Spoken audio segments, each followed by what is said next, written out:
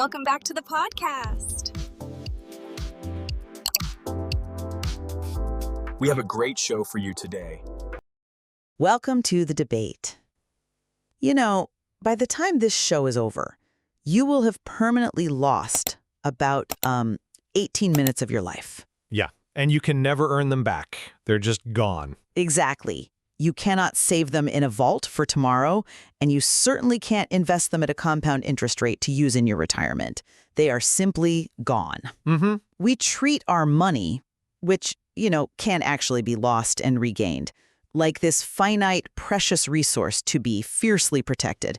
Yet we frequently treat our time like an endless commodity that we can just throw away. Right. We just let it slip by. So today we are examining a framework of self-improvement and language learning that really challenges this default behavior.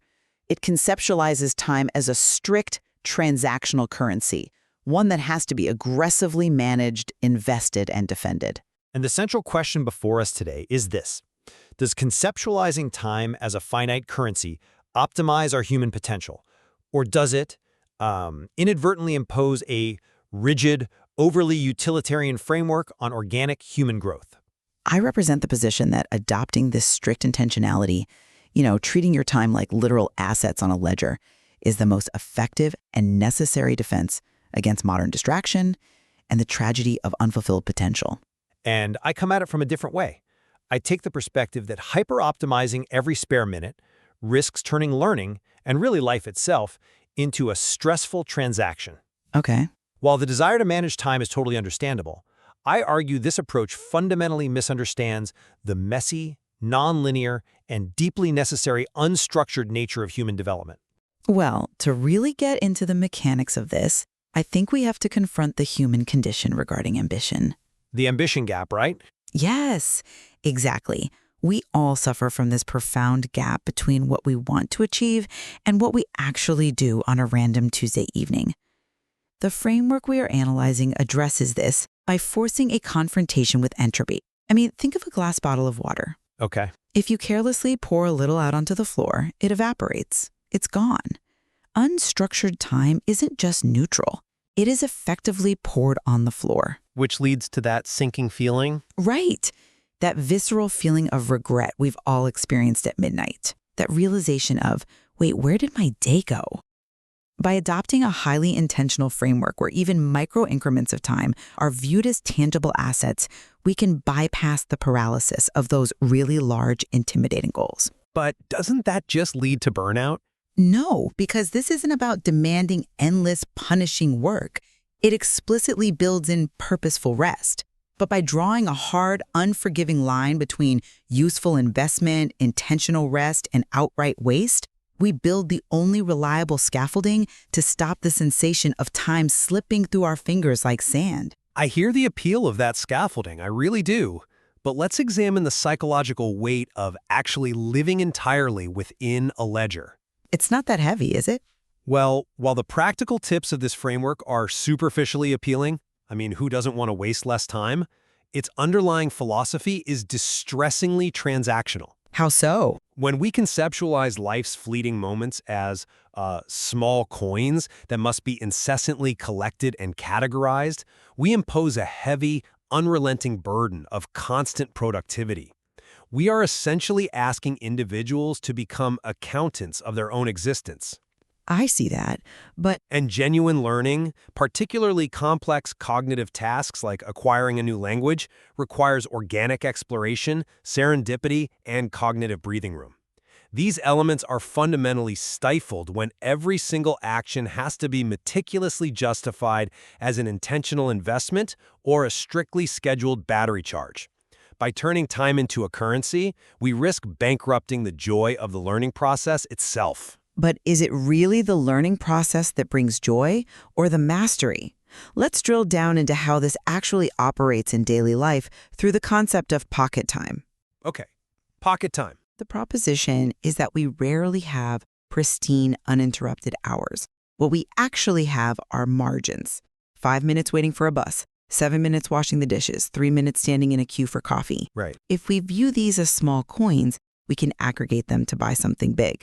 Reviewing 3 vocabulary words while waiting for your espresso is a highly realistic adaptation to the chaos of modern life. I'll admit, when I first thought about accounting for every 5-minute block, I felt a bit of resistance too. Yeah, it sounds exhausting. But the reality is incredibly empowering. It reclaims agency over the margins of our day that we would otherwise just surrender. I'm sorry, but I just don't buy that it's empowering in the long run. Let me tell you why. I seriously question the neurological cost of this hyper-optimization. Neurological cost? Yes. We know from basic psychology that the brain does not tolerate constant, unyielding stress or focus. If we follow this pocket time framework to its logical conclusion, we are filling every single 5-minute gap with cognitive labor. Well, light cognitive labor. Still, waiting for coffee, review vocabulary. Washing dishes, listen to an audio file. Walking to the bus, recite verb conjugations. But how does memory actually work? The brain isn't a hard drive where you just pause and resume writing files. Right, it needs to process. Exactly. When you stop actively focusing, when you just stare out the bus window or watch the water run over a plate, your brain activates the default mode network. This neural network is precisely what consolidates the information you just learned, connecting it to existing knowledge. Optimizing margins, you are eradicating the very biological space required to make sustained mental effort stick. I see why you think that, and the neuroscience of the default mode network is genuinely fascinating. But I think you are applying a 1995 reality to a modern problem. What do you mean? Let me give you a different perspective. If we reject the aggregation of these small coins, if we just let that 5 minutes in the coffee line be cognitive downtime, does it actually stay empty? Well, Today, if you don't intentionally spend those 5 minutes, a tech company will gladly steal them from you. We don't naturally stare out the window anymore. We pull out our phones. that is fair. And we all know the trap. You intend to take a 10-minute break to let your brain rest. You open a short video. You tell yourself the famous lie, just one more, and suddenly an hour and 15 minutes have evaporated. Oh, absolutely. You don't feel rested. You feel empty, guilty, and more exhausted than before. Aggregating pocket time isn't about eradicating peace. It's an engineered friction against this highly weaponized digital trap. That's a compelling argument regarding the attention economy, but it assumes a false dichotomy. You are arguing that the only 2 states of modern human existence are either perfectly intentional, hyper-optimized learning or falling into a destructive digital void. Well, they are the most common states. But there is a third state, simply being. Yes, the phone is a temptation, but the solution to algorithmic exploitation shouldn't be turning ourselves into algorithms. The danger of the pocket time metaphor is that it categorizes daydreaming, observing the bizarre sociology of a crowded street, or just letting your mind wander as throwing small coins in the trash. I wouldn't say it categorizes all of that as trash. But it does. We need to protect unstructured thought just as fiercely as we protect our focus. When you treat every idle minute as a missed transaction, you pathologize natural human stillness. I don't think it pathologizes stillness, but it does demand that stillness be chosen, not defaulted into. And that cognitive friction you're talking about, the difficulty of constantly choosing what to do with our time, is exactly what the framework solves with its next operational tool. The tiny plan? Yes, the tiny plan. Think of it like a GPS. If you get in your car and your goal is simply, I want to drive somewhere better, you will drive in circles, burn fuel, and eventually go home frustrated. Sure. Vague goals like I will improve my English today trigger a massive cognitive load. Our amygdala perceives a huge, undefined task as a threat, which leads directly to procrastination. But if you input a precise, tiny address into the GPS, like I will study flashcards for exactly 10 minutes, you lower the psychological barrier to entry. Right. A tiny plan guarantees you at least start the car because it completely removes the vagueness that breeds fear. The GPS analogy is clean, I'll grant you that, but I would argue it fundamentally misrepresents the nature of acquiring complex skills. Let me offer a different analogy. Go ahead. A GPS is perfectly designed for a linear journey from point A to point B over a known, mapped terrain. But learning a language, or any deep developmental process, is not a linear drive on a paved highway. It is like learning to play jazz music. Okay, Jazz. Yes, you need to know your scales, but the actual art, the fluency, happens in the improvisation, the unexpected leaps, the unmapped play.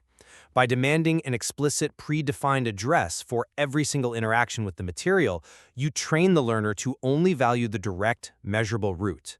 You leave absolutely no room for the very play that is essential to fluency. I really like the jazz analogy, but let me push back on how you're applying it here. You can't improvise if you don't pick up the instrument. Well, true. The tiny plan is simply the ignition sequence.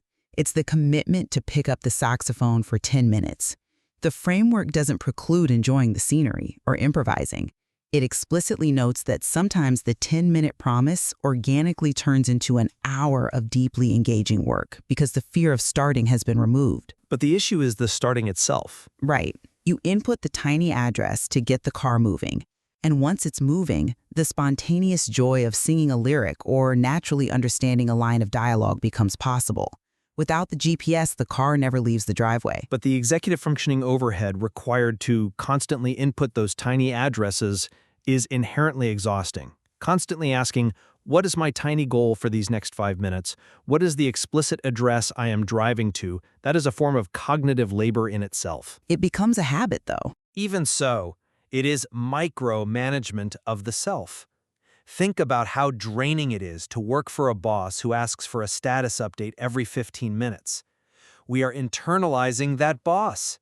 The spontaneous joy you mentioned, singing in the shower, or suddenly understanding a film without subtitles, those are beautiful moments of organic learning. They are. But you cannot program them into a GPS.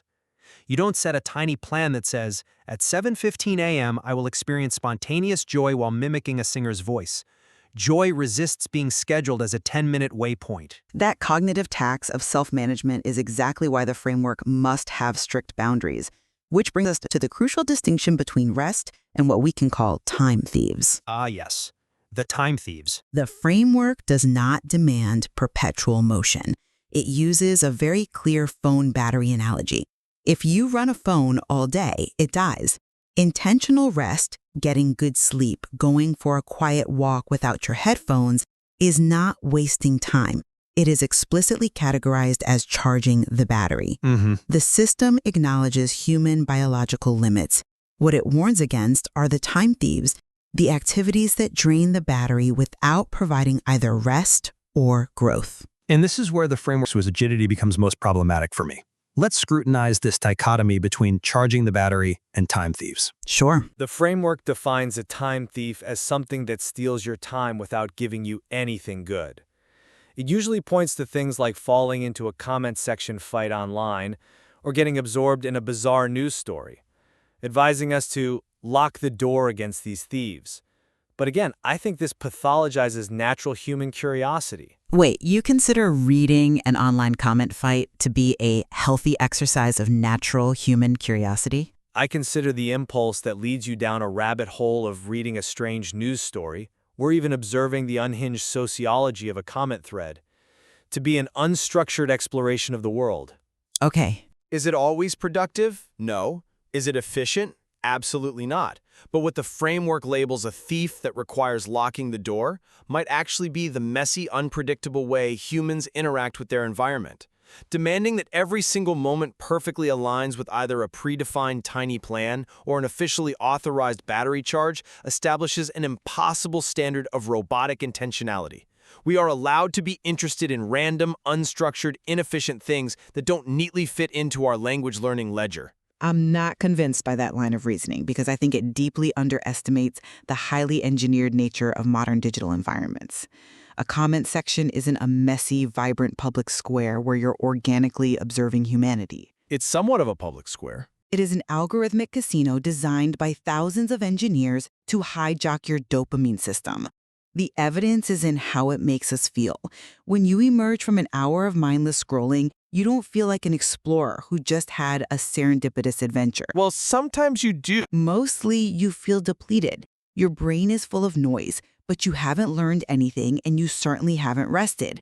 By explicitly labeling these activities as time thieves, the framework empowers the individual to protect their focus, setting strict rules like leaving the phone in another room or blocking sight.